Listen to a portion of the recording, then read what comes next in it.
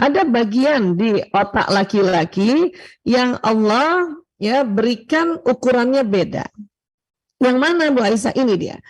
Ini ada namanya hipotalamus ya. Oh, ini kurang S nih. Hipotalamus nih.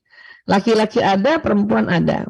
Nah, namun hipotalamusnya laki-laki menurut para ahli itu ukurannya ini hipotalamus 2,5 kali lebih luas dibanding perempuan. Apa fungsi hipotalamus? Fungsi hipotalamus ini pusat menjaga keamanan. Laki-laki itu lebih jago jaga keamanan dibanding perempuan. Itu sunnatullahnya begitu.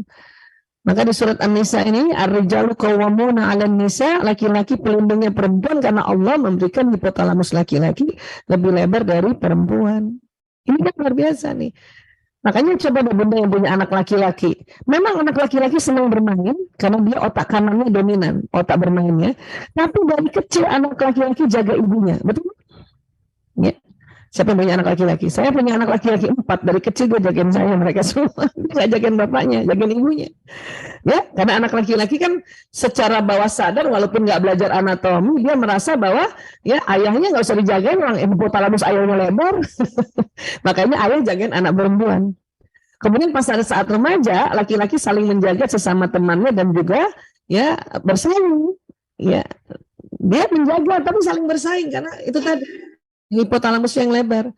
Kemudian bersama dengan testosteron, remaja laki-laki marah bila didesak.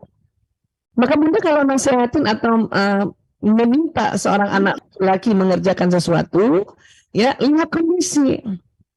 Ya, kalau dia lagi main atau dia lagi depan laptop atau lagi mengerjakan sesuatu, bunda marah dia itu kalau didesak, ya marah. Jadi kapan dong diajak anak laki-laki diajak ngomong? Nah, karena hipotalamus juga pusat lapar dan haus, maka perhatikan, kalau bunda nasihati anak, kemudian minta dia ngerjakan tugas atau kerjakan PR, dikala dia lapar dan haus, itu harus hati-hati tuh. Ya, harus hati-hati. Sedang ngerjakan PR, tugas, tinggal 1 nomor. Terus anak laki bilang, bunda, aku lapar. Ini di luar Ramadan ya. Maka kasih makan dulu tuh anak laki-laki. Kita perempuan karena hipotalamusnya kecil, jadi pusat lapar hausnya tuh lebih kecil dibanding laki-laki, sering nggak mengerti lapar hausnya laki-laki. Maka kita bilang apa? Tanggung nak, 1 nomor lagi, ayo kerjain dulu. Padahal dia udah lapar, dan laki-laki kalau udah bilang lapar itu antara setengah jam sampai 1 jam itu sudah kelaparan sebetulnya. Paham ya bun? Jadi kasih makan aja dulu, ya. Dan laki-laki senang diajak dialog pada saat makan. Pakai ini. Oke, saya punya anak laki-laki 4. Kalau ada yang saya mau nasihati, saya tanya dia mau makan apa, ya. Kalau saya nggak bisa masak, ya terpaksa saya beli aja di GoFood gitu ya. Ya, pertengahan baru kita nasihati santai. Dia sudah mulai kenyang, ngerti tuh dia, ngerti. Begitu juga para suami ini, para istri harus perhatikan makan minumnya. Di Ramadan, anak laki-laki itu puasanya, saumnya atau siamnya itu lebih berat dibanding anak perempuan. Maka bunda kalau mau nasihati nanti aja pas sudah buka untuk anak laki, ya kan? Karena dia lebih berat menahan laparnya karena hipotalamusnya lebih lebar daripada anak perempuan.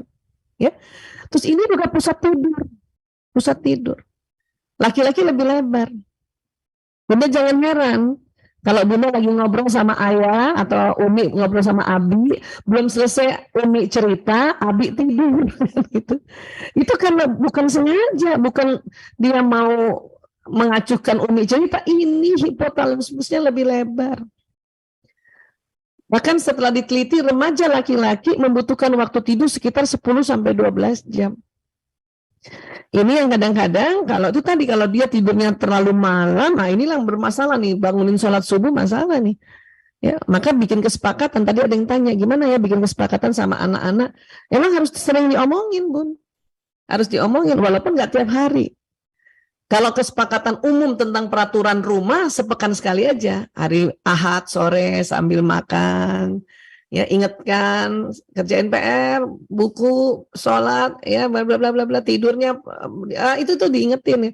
Tapi nanti kalau mau menasehati anak-anak tentang pribadinya masing-masing itu sebulan sekali aja bun.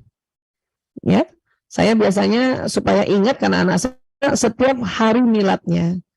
Ya, Mas Lanang anak saya yang pertama lahir 18 Juni. Dulu waktu mulai dari kecil sampai dia remaja, setiap bulan tanggal 18 saya ngomong berdua aja sama Mas Lanang. Karena dia anak laki saya ajak makan. Ya, dan ingat jangan pada saat dia ngantuk juga. Jadi laki-laki itu diajak ngomong lapar, haus, ngantuk. Wah, itu udah buyar itu. Ya, nah, disitulah kita ingatkan lagi waktu bermainnya, ingatkan lagi waktu dia belajarnya, ingatkan lagi ya. Tadi ada yang bertanya, udah dikasih tahu Bu Aisyah, sudah disepakati, memang begitu diulang-ulang, otak ini perlu ulang-ulang. Cuman jangan juga tiap hari. Kita lihat dulu sudah kasih kesepakatan, apalagi lagi remaja, ya dia janji mainnya cuma 2 jam. Kita pantau sebulan itu, kita catat-catat. Ada nggak yang lebih 2 jam? Tinggal kita hitung dalam 30 hari, yang lebih 2 jam mungkin ada 3 kali. Yang lumayan ya. Karena kita kalau bicara sama anak remaja nggak pakai fakta, itu mereka menganggapnya kita terlalu menekan. Nah, akhirnya muncul konflik.